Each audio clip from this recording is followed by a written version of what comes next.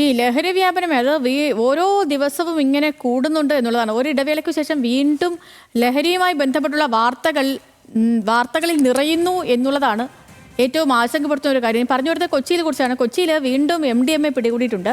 എറണാകുളത്ത് നിന്ന് 115 ഗ്രാം MDMAയുമായി 4 പേരാണ് പിടിയിലായത്. 35 ഗ്രാം MDMA ഗുളികകളും 1.5 ലക്ഷത്തോളം രൂപയും കണ്ടെടുത്തിട്ടുണ്ട്. സൈഫുനിസ ലേരാണ് വിവരങ്ങളുമായി ചേർന്നത്. സൈഫുനിസ, പറയാൻ വിവരങ്ങൾ. എളംകുളം മെട്രോ സ്റ്റേഷന് സമീപത്തുള്ള ഫ്ളാറ്റിൽ നിന്നാണ് ഇപ്പോൾ MDMA പിടിച്ചിരിക്കുന്നത്. വലിയ അളവിലാണ് MDMA പിടിച്ചിരിക്കുന്നത്.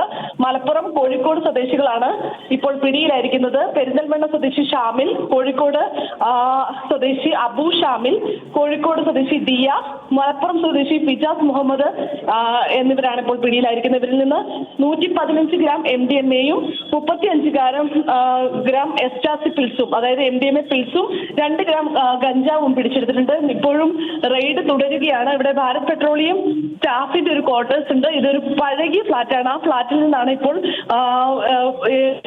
രാവിലെ പുലർച്ചെ രഹസ്യവിവരത്തിന്റെ അടിസ്ഥാനത്തിൽ നടത്തിയ